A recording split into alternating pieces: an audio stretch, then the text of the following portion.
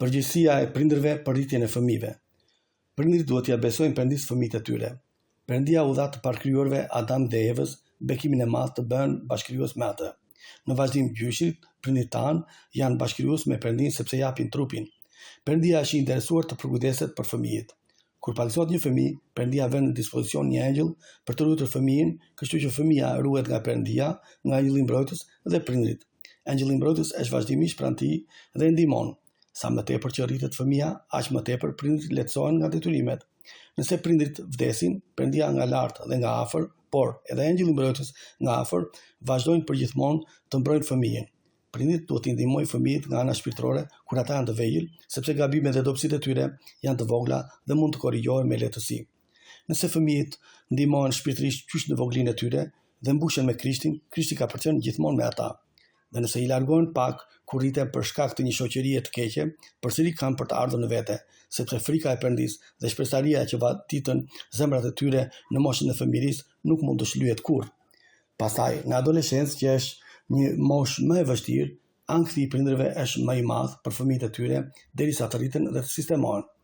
Prindërit le të bëjnë sa të kenë mundësi në atë kohë për t'i ndihmuar dhe atë që nuk kanë mundësi të bëjnë, sepse i tejkalon fuqitë e tyre, le t'ia besojnë Perëndisë plot fuqishëm.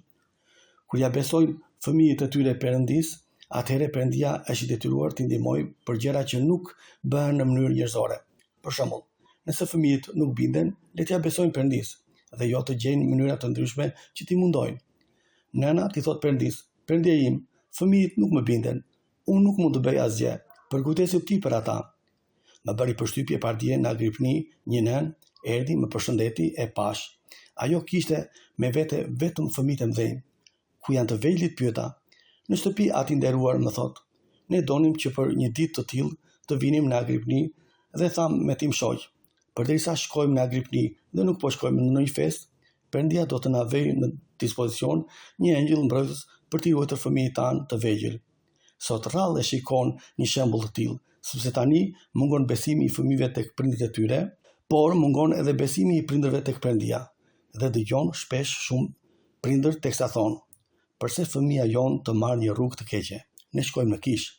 Nuk i japin atributet Perëndisë për kujdesin e fëmijëve tyre, por duhet t'i bëjnë të gjitha vetë.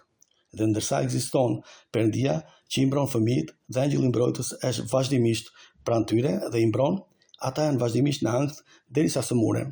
Dhe megjithse janë njerëz besimtar, sillen sikur të mos ketë Perëndi, sikur të mos ekzistojë Engjëlli i Mbrojtës, kështu që e pengojnë ndërhyrjen hyjnore. Ndërkohë, duhet të përulen dhe të kërkojnë ndihmën nga Perëndia dhe Perëndia i mirë do t'i mbrojë fëmijët.